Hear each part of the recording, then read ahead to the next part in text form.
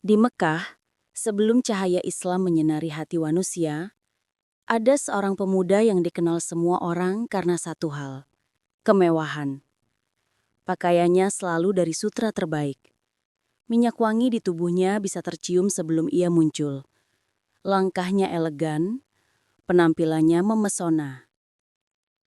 Dialah Mus'ab bin Umair, pemuda paling tampan, paling modis, dan paling dimanjakan di seluruh kota. Tapi takdir Allah tidak melihat sutra yang membungkus tubuh seseorang, melainkan ketundukan yang membungkus hatinya. Mus'ab mendengar kabar tentang seorang lelaki yang membawa ajaran baru, Muhammad SAW. Rasa ingin tahunya membimbingnya menyusup ke rumah Arkam, tempat para sahabat belajar diam-diam. Ia duduk, mendengar, merenung. Dan saat ayat-ayat suci dibacakan, hati pemuda paling mewah itu retak, lalu terbuka. Islam masuk dan mengisi ruang yang selama ini kosong dalam dirinya. Ia tidak berteriak, ia tidak bersuara. Tapi sejak hari itu, hidupnya takkan pernah sama. Kabar keislaman Mus'ab sampai ke ibunya. Wanita terpandang, keras, dan penuh gengsi. Mus'ab dipanggil ke rumah. Di hadapan ibunya, ia ditampar, dibentak, dipenjara di kamar sendiri. Tapi Mus'ab berkata dengan suara yang tidak pernah didengarkan sebelumnya. "Ibu, aku telah menemukan kebenaran." Ibunya menangis, bukan karena kehilangan anak, tapi kehilangan kebanggaan sosialnya. Mus'ab tetap teguh.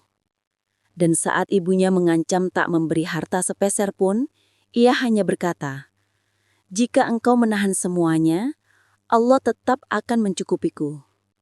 Sejak hari itu, pemuda termewah di Mekah menjadi pemuda yang paling sederhana. Pakaian lusuh, aroma tubuh tak lagi harum, tapi hatinya bersinar lebih terang dari semua minyak wangi yang pernah ia pakai.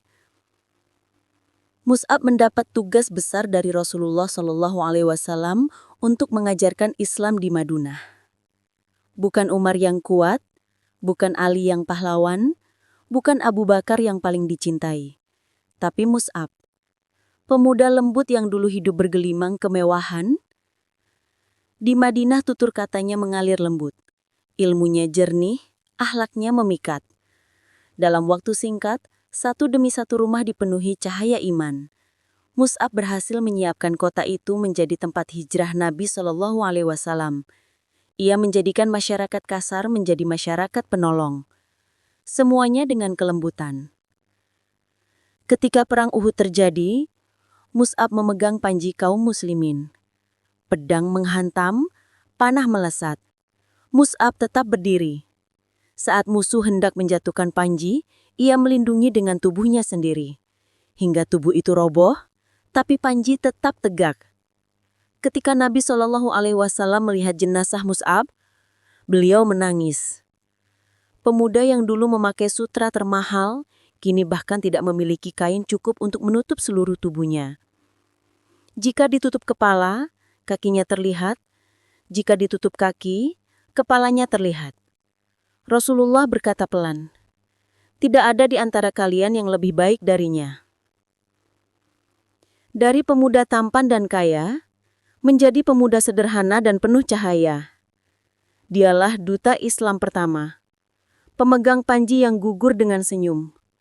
Sahabat yang meninggalkan dunia dengan sedikit bekal, tapi meninggalkan ummah dengan bekal yang besar. Karena seluruh perubahan besar di Madinah dimulai dari tangan satu pemuda lembut bernama Mus'ab bin Umair.